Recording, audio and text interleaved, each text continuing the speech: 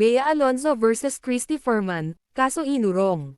Apology ang dahilan. Kachika, hawakan nyo ang popcorn nyo dahil may major plot twist sa showbiz.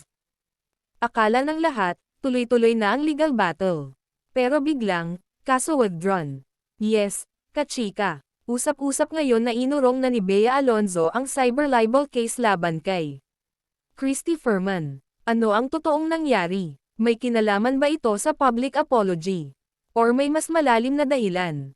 Tara, himayin natin yan. Balikan muna natin ang naging simula ng lahat.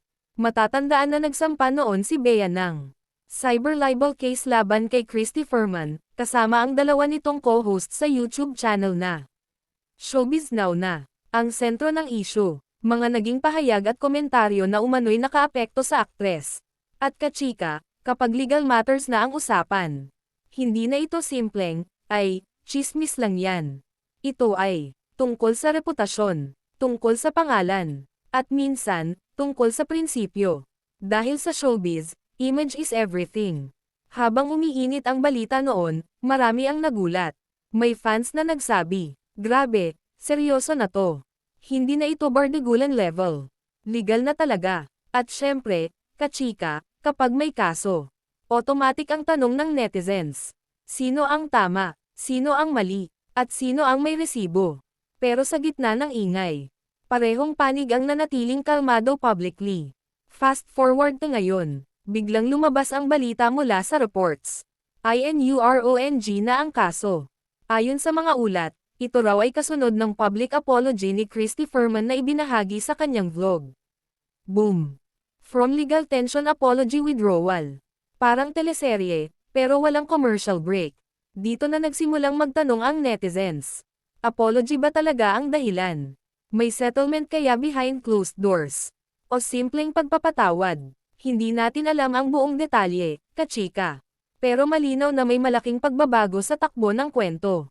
At tandaan natin, ang paghingi ng public apology ay hindi biro. At ang pag-urong ng kaso, lalong hindi. Ang internet, syempre, nagliyab. May nagsabi, classy move from Bea, maturity and peace, respect sa forgiveness. May iba naman, may napag-usapan kaya privately, legal strategy, damage control. At syempre, may mga kachikang natural na merits mode. Ano na next episode? Season finale na ba to? Ready na kami sa bagong issue. Pero kachika, real talk tayo sandali. Sa likod ng chika at memes, may seryosong aral dito. Words have consequences. Public commentary has weight. At minsan, apology can shift everything. Hindi ito simpleng bardagulan. Ito ay tungkol sa responsibilidad, respeto, at boundaries. Kung ito man ay forgiveness, closure, or practicality, isang bagay ang sigurado. Isang malaking kabanata ang nagsara. At kachika, sa showbiz, ang bawat ending ay kadalasang may bagong beginning. Ikaw, kachika, ano ang take mo?